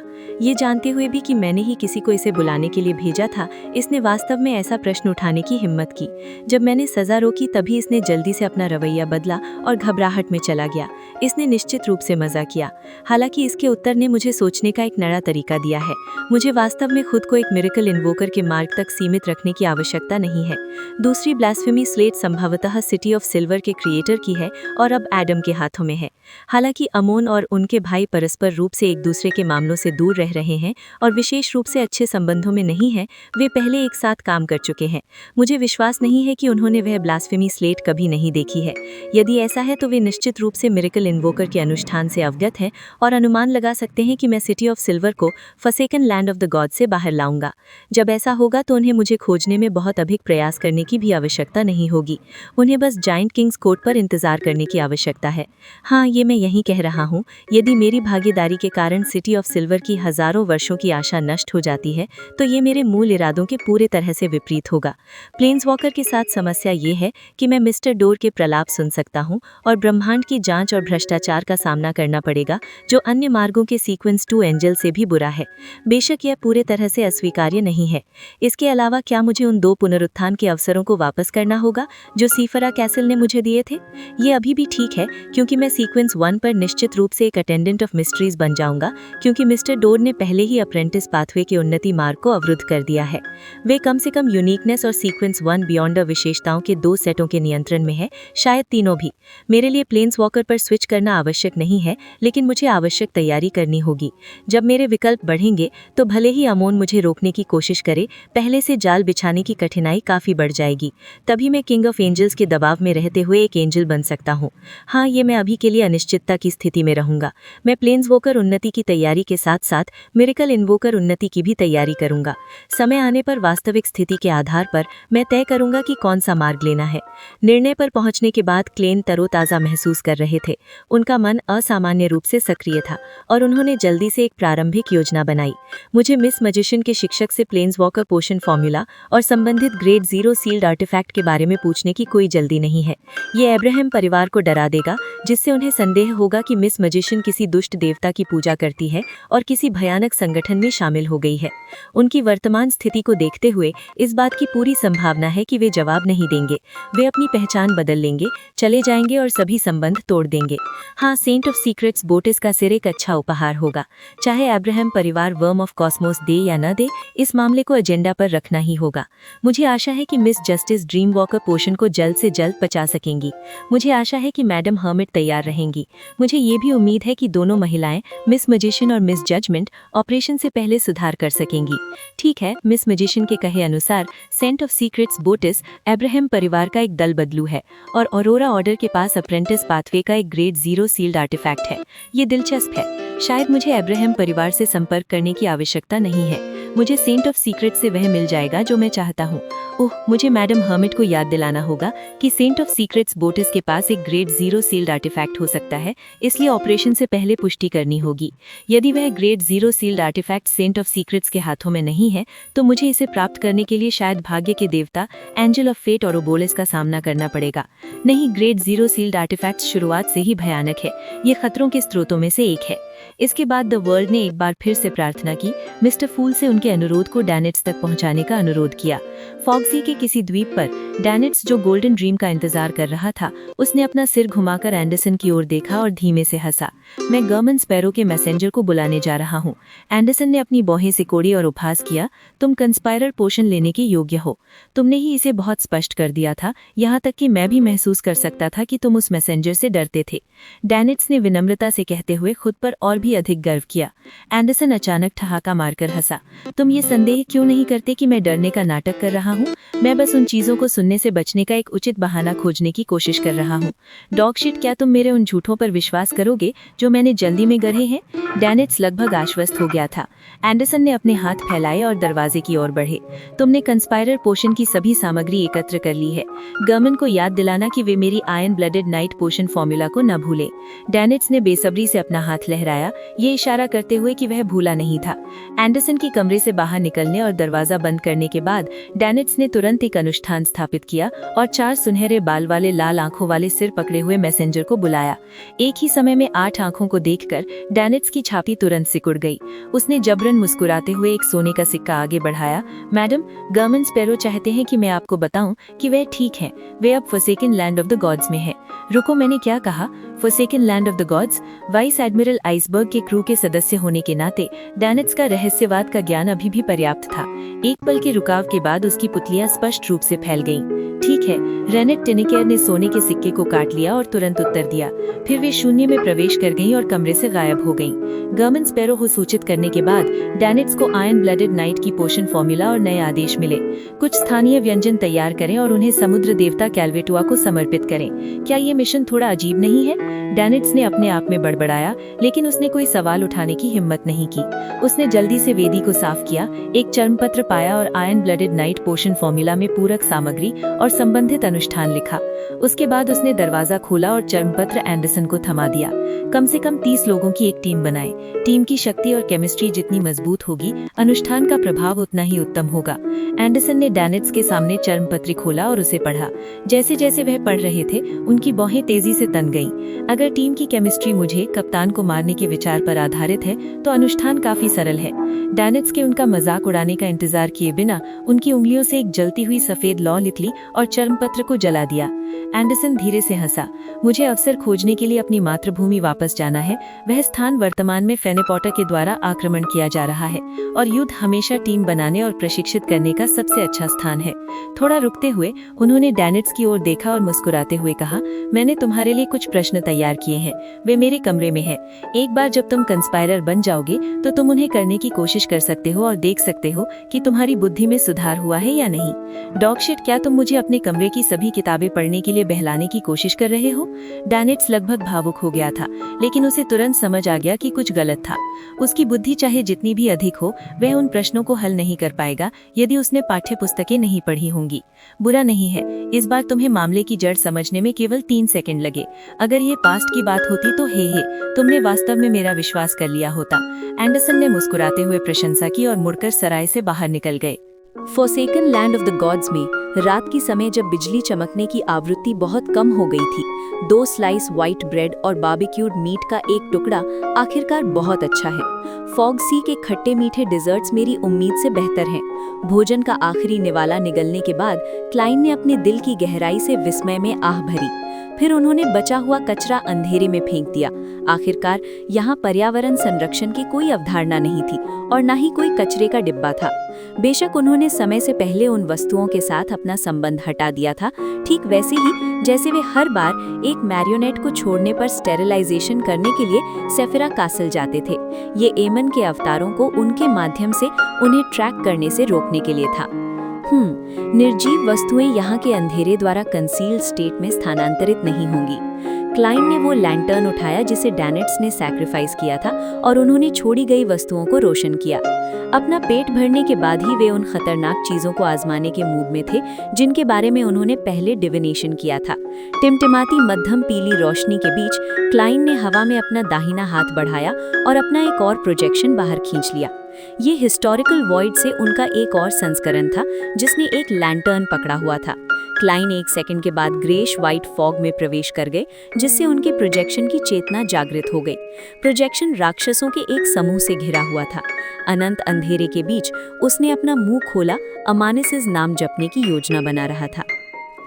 वे एक भी आवाज निकालने में कामयाब नहीं हुए, मानो वे शब्द जिन्हें वे कहना चाहते थे कंसील कर दिए गए हों। वास्तव में ये वैसा ही है जैसा मैंने सोचा था। रेशमी आधे टॉप हैट पहने और एक काले रंग का ट्रेंच कोट पहने क्लाइन ने धीरे से एक गहरी सांस भरी। टिमटिमाती मध्यम पीली रोशनी देने वाले लैंटर्न को देखते हुए उन्होंने अचानक जॉर्टन में जाप किया, लियोडेरो। इससे पहले कि वे अपना वाक्य पूरा कर पाते, 100 से अधिक बिजली की कड़कें इस तरह मुड़ गई जैसे वे बुलाए जाने का जवाब दे रही हों। उन्होंने तुरंत उस क्षेत्र को ढक लिया। उनके पास बचने का समय नहीं था। भले ही उन्होंने मैरियोनेट के साथ जगह बदल ली होती, तब भी वे हमले की सीमा के भीतर होते। चांदनी सफेद रोशनी के चमकने के बीच वे जमीन पर गिर पड़े। उनका शरीर जल गया था और वे हिंसक रूप से कांप रहे थे, मानो वे कोयले का एक विशाल टुकड़ा बन गए हों। फिर उनकी आकृति तेजी से बिखर गई क्योंकि भ्रम गायब हो गया। असली टॉप हैट पहने, इंटी स्टाइल्ड विंड ब्रेकर पहने और एक साधारण लैंटर्न लिए हुए क्लाइन तुरंत ही वास्तविकता में वापस आ गए और आगे बढ़ते रहे जैसे कुछ हुआ ही ना हो। कुछ देर चलने के बाद उनकी आकृति अचानक धुंधली और स्पष्ट हो गई। इसके बाद क्लाइन ने फिर से अपना मुंह खोला और जॉर्टन में एक नाम पढ़ा, ओ। जैसे ही उन्होंने पहला सिलेबल निकाला, उनके शरीर से एक पारदर्शी ज्वाला फूट निकली जिसने उन्हें तुरंत राख में बदल दिया, जिससे उन्हें अपने मैरियोनेट के साथ जगह बदलने का मौका नहीं मिला। क्लाइन की आकृति एक बार फिर से दिखाई दी। उन्होंने अपनी टोपी दबाई और अजीब पौधों से भरी पहाड़ी पर शांति से चलने लगे। हेराबर्गन, बाढ़ेल, ओमेबेला। कुछ भी असामान्य नहीं है। सिटी ऑफ सिल्वर के आसपास संबंधित दैवीय शक्तियों के कोई निशान नहीं बचे हैं। मेडिसी, ओरोबोरोस, सैसरिर, ये सब किसी काम के नहीं हैं। इनमें से कोई भी देवता नहीं है। मैंने सोचा था कि आफ्टरनून टाउन और जाइंट किंग्स कोर्ट की स्थिति विशेष परिस्थितियों के कारण थी। बाहर सैसरिर के असली नाम का उपयोग करने से फोर्सेकन लैंड ऑफ द गॉड से डीजेनरेशन की शक्तियां सक्रिय हो सकती हैं। यूनिकनेस के साथ एक किंग ऑफ एंजल के रूप में रेड एंजल को भी आधा सच्चा देवता माना जाता है। फिर भी उनका कोई निशान नहीं बचा है। एक व्यक्ति के लिए कितने शर्मनाक, नहीं, एक किंग ऑफ एंजल के लिए शर्मनाक। जैसे ही क्लाइन पहाड़ी से नीचे उतरे, उन्होंने अपने आध्यात्मिक अंतर्ज्ञान का पालन किया और नॉर्थ ईस्ट की ओर चल पड़े, जहां नॉइस के शहर के खंडहर थे। वे कभी कभी रास्ता भटक जाते थे, कभी कभी फ्लेमिंग जंप का उपयोग करते थे और उन्होंने उस मार्ग का अनुसरण नहीं किया जिसका उपयोग सिटी ऑफ सिल्वर ने अपने गंतव्य तक पहुंचने के लिए किया था। बैकलैंड, देर रात। ये महसूस करते हुए कि उन्होंने पोषण को थोड़ा और पचा लिया है ऑड्री ने अपनी हवेली छोड़ने के लिए और आसपास के विभिन्न स्वप्नों में प्रवेश करने के लिए ड्रीम ट्रिवर्सल का उपयोग किया। वर्तमान स्थिति कैसी थी ये जानते हुए उनके मन में डेमीगॉड बनने की तीव्र इच्छा थी। ठीक ऐसे ही उन्होंने अचानक किसी परिचित को देखा। ये एक अभिजात महिला थी जिसके साथ उनके अच्छे संबंध थे। वे 29 साल की थी और 2 साल पहले उन्होंने एक विस्काउंट से शादी की थी। इस समय महिला के कमरे में गुलाब की पंखुड़ियां बिखरी हुई थीं। बिस्तर सफेद था और उस पर दिल के आकार की अंगूठी रखी थी और उसे बाहर से खटखटाने की आवाजें सुनाई दे रही थीं। लाल गालों के साथ महिला तेजी से आगे बढ़ी और खिड़की खोल दी। काले लोहे का मुखौटा पहने और काला लबादा पहने एक आदमी अंदर कूद पड़ा। उसने महिला को गले लगाया और धीरे से कहा, मैं तुम्हें तुम्हारे दुखों से दूर ले जाऊंगा। फिर वे दोनों एक दूसरे के शरीर में लिपट गए और बिस्तर पर लुढ़क गए। ड्रीम वॉकर के रूप में जो पोषण को पचाने के लिए कड़ी मेहनत कर रही थी, ऑड्री ने ऐसे दृश्य लंबे समय से देखे थे। वे शर्मिंदा महसूस करने के चरण से गुजर चुकी थी और उन्होंने इस बात पर आह भरी कि कैसे हर किसी के सपने कल्पना से भरे होते हैं। उस समय उन्होंने बिल्कुल आपा नहीं खोया। उन्होंने एक स्पेक्टेटर का शिष्टाचार बनाए रखा, मानो वे अत्यधिक तीव्र नाटक देख रही हों। एक संक्षिप्त जांच के बाद उन्हें एक समस्या का पता चला। काले लोहे का मुखौटा पहनने वाला व्यक्ति पत्नी का पति नहीं था, बल्कि कुलीन हलकों में एक विशेष प्लेबॉय की तरह था। क्या ये उसके दिल में छिपी हुई बात का प्रतिबिंब है? ऑड्री वे सपने का विश्लेषण करते हुए एकेडमिक तरीके से खुद से बुदबुदाया। इसके बाद वे जिज्ञासावश अपने बगल वाले सपने में चली गईं। ये सपना कुलीन पत्नी के पति द विस्काउंट से संबंधित था। सपने में ये विस्काउंट हाउस ऑफ लॉर्ड्स में एक चर्चा में भाग लेने में व्यस्त था। बाद में एक अर्ल ने रिवॉल्वर लेकर उसका पीछा किया। बाद वाले ने दावा किया कि उसने उसकी बेटी को धोखा दिया है। एक सुरक्षित क्षेत्र में भागने के बाद विस्काउंट ने अपने डर को निकालने के लिए अपनी महिला सचिव को फाया। ऑड्री ने सपने को छोड़ने से खुद को रोक नहीं सकी। ये देखना चाहती थी कि विस्काउंट और उनकी पत्नी की क्या स्थिति है। रक्ताब चांदनी की रोशनी में बेडरूम में विस्काउंट बिस्तर पर अपनी पत्नी को गले लगाए हुए थे। उनकी पत्नी उन्हें गले लगाकर बहुत ही अंतरंग तरीके से सो रही थी। हाँ, मुझे ये महसूस करना होगा कि हर किसी का एक काला पक्ष होता है। ये सिर्फ एक सपना है जो उन्हें आया है। यदि एक पल के विचार के लिए दोषी ठहराया जाता तो हर कोई नर्क में गिर जाता और कोई भी नहीं बचता, जिनमें मैं खुद शामिल हूँ। मैं अपने काले पक्ष को नियंत्रित कर सकती हूँ। इसे वास्तविक दुनिया में कभी भी साकार होने से रोक सकती हूँ। अधिकांश लोगों के लिए इसे पहले से ही उत्कृष्ट माना जाता है। ऑड्री ने तुरंत महसूस किया कि ड्रीम वॉकर के रूप में कार्य करना अपने मन और शरीर को सवाल और निखारने का एक तरीका है। उन्होंने फिर से स्वप्नलोक में प्रवेश किया और दूसरे क्षेत्र की यात्रा की। जल्द ही वे एक गर्म कमरे में पहुंची। मोटे कालीन पर भोजन की मेज रखी हुई थी। सम्मान की सीट पर एक सफेद बालों वाली बूढ़ी औरत बैठी थी। इसके किनारों पर एक मध्यम वर्गीय जोड़ा और 3 बच्चे थे जो बालिग नहीं थे। वे सभी स्वादिष्ट भोजन का आनंद ले रहे थे, बातचीत कर रहे थे और हंस रहे थे। कमरे के बाहर अंधेरा था। तेज हवाओं ने शीशे को गूंजने और पीटने पर मजबूर किया, जैसे वे आपदा आने से पहले एक भयानक एहसास पैदा कर रही हों। इस सपने का मालिक किस बात से परेशान है? ऑड्री ने सपने से पीछे हटकर अपनी हाइपोथेसिस को सत्यापित करने के लिए वास्तविक दुनिया से उत्तर खोजने की कोशिश की। फिर उन्होंने एक छोटा बिस्तर और सफेद बालों वाली बूढ़ी औरत को देखा। बूढ़ी औरत की मेज पर फोटो फ्रेम थे। वे या तो काले कपड़े या सफेद फूलों में लिपटे हुए थे, जिसमें एक मध्यम वर्गीय जोड़ा और 3 नाबालिग बच्चे शामिल थे।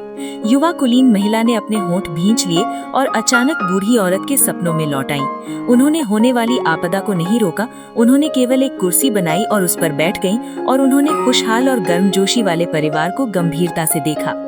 अंधेरे और कांच के शोर के बीच कमरा रोशनी से जगमगा रहा था। हर तरफ खाने की खुशबू और हंसी थी। ऑड्री ने पहले ही ड्रीम वॉकर के अभिनय सिद्धांतों में से एक का निष्कर्ष निकाल लिया था। एक स्वप्न यात्री प्रवेश करता है, दृश्यों को देखता है और रिकॉर्ड करता है, कभी हस्तक्षेप नहीं करता। वे एक स्पेक्टेटर था। सेंट सैमुअल कैथेड्रल में बिशप एंथनी स्टीवन द्वारा बुलाए जाने पर लियोनार्ड रंगीन कांच के माध्यम से चमकती हुई सूरज की रोशनी में स्पाइरल सीढ़ी पर धीरे धीरे चढ़े। अचानक उन्होंने धीमी आवाज में कहा, ओल्ड मैन, वो गुप्त सभा फिर से शुरू होने वाली है। क्या आप वास्तव में महीने के अंत में जेकब परिवार द्वारा छोड़े गए खजाने में प्रवेश करने का प्रयास करने की योजना बना रहे हैं? लियोनार्ड के दिमाग में पहले जोरोसोस्त ने थोड़ी कर्कश आवाज के साथ जवाब दिया, अभी मुझे यकीन नहीं है, लेकिन ये एक अवसर है। कम से कम अमोन का मुख्य शरीर सेफिरा कासल से संबंधित मामले में फंसा हुआ है। वे अचानक प्रकट नहीं होंगे। हालांकि मैं खजाने की खबर को उजागर करने की ओर अधिक झुका हुआ हूँ। मैं चाहता हूँ कि सभा के लोग वहाँ जाएं और साहसिक कार्य करें और उसका पता लगाएं। हम आसपास रहेंगे और स्थिति का निरीक्षण करेंगे और उनके हाथों से वो ले लेंगे जिसकी मुझे आवश्यकता है। लियोनार्ड हैरान रह गए और धीरे से बोले, ओल्ड मैन, क्या ये बहुत भयानक नहीं है? ये हर्मिट्स ऑफ फेट के सदस्यों को जाल में कदम रखने के लिए उपकरणों के रूप में उपयोग करना था। हे मूर्ख बचकानी बात। तुम उन्हें सभी विवरण बता सकते हो और उन्हें खुद तय करने दे सकते हो कि वे जाना चाहते हैं या नहीं। पहले ज़ोरोसोस्त ने उपहास किया। लियोनार्ड ने इसका दोबारा उल्लेख नहीं किया। इसके बजाय उन्होंने पूछा, ओल्ड मैन, मैं डेमीगॉड कब बन सकता हूँ? पहले ज़ोरोसोस्त हंसे। यदि तुम अपने पूर्व सहयोगी के मैसेंजर के स्तर की आत्मा प्राप्त कर सकते हो तो तुम अगले साल की शुरुआत तक पोषण पचा सकोगे। हालांकि मेरे निर्देशों के अनुसार कार्य करना बेहतर है। अभिनय के गहरे स्तर में शामिल हों। अगले साल की दूसरी छमाही तक इंतजार करें। तुम्हारे पास सीक्वेंस 4 का प्रयास करने की योग्यता होगी। बेशक मुझे यकीन नहीं है कि चर्च ऑफ एवरनाइट तुम्हें पोषण देगा और तुम्हारे लिए रिचुअल करेगा। उस उच्च पदस्थ डीकन का नाम सेजमिर क्रेस्टेड था, जिसे युद्ध छिड़ने पर वास्तव में डेमीगॉड बनने से पहले कई सालों तक इंतजार करना पड़ा था, है ना? लियोनार्ड ने सिर हिलाया और विचार पूर्वक पूछा, ओल्ड मैन, क्या आप पोषण पचाने में मेरी मदद करने के लिए एक आत्मा के रूप में कार्य कर सकते हैं? आपका स्तर क्लाइन के मैसेंजर से अधिक होना चाहिए। पहले ज़ोरोसोस्त कुछ सेकंड के लिए शांत रहे और फिर ठहाका मारकर हंसे। कितना बढ़िया विचार है। क्यों ना मैं तुम्हें पोषण पचाने में मदद करूं? कैसे? लियोनार्ड जानते थे कि ओल्ड मैन उनका मजाक उड़ा रहे थे, लेकिन वे पूछे बिना नहीं रह सके। मैं तुम्हें गहराई से पैरासिटाइज करूंगा, तुम्हारी शरीर पर पूरा नियंत्रण पालूंगा। पहले इसने कड़क कर जवाब दिया। जैसे ही वे बोल रहे थे, लियोनार्ड बैकलैंड डायसीज के आर्च बिशप के दरवाजे पर पहुंचे। उन्होंने तुरंत अपना मुंह बंद कर लिया और दरवाजा खटखटाने के लिए अपना दाहिना हाथ उठाया। अंदर आ जाओ। एंथनी स्टीवन ने लियोनार्ड पर नजर डाली, जिसने दरवाजा खोला था। तुम चैनिस गेट के पीछे उस वैम्पायर को रिहा कर सकते हो। तो दोस्तों, ये थे चैप्टर 1175 से 1180। इस पार्ट में हमने देखा कि एंकर्स मिलने के बाद भी क्लाइन को आराम करने का समय नहीं मिला। दुनिया बदल रही है और उसके साथ साथ खतरे भी नया रूप ले रहे हैं। अब कहानी एक ऐसे मोड़ की ओर बढ़ रही है जहां छोटे संकेत बड़े घटनाक्रमों में बदलने वाले हैं और क्लाइन की भूमिका पहले से कहीं ज्यादा साफ होने लगी है। अगला पार्ट यहीं से आगे शुरू होगा, जहां टेंशन फिर से बढ़ेगी और वॉल्यूम 6 अपने अगले बड़े टर्निंग पॉइंट की ओर बढ़ेगा। मिलते हैं नेक्स्ट पार्ट में। तब तक याद रखिए, इस वर्ल्ड में हर शांति किसी तूफान से पहले आती है।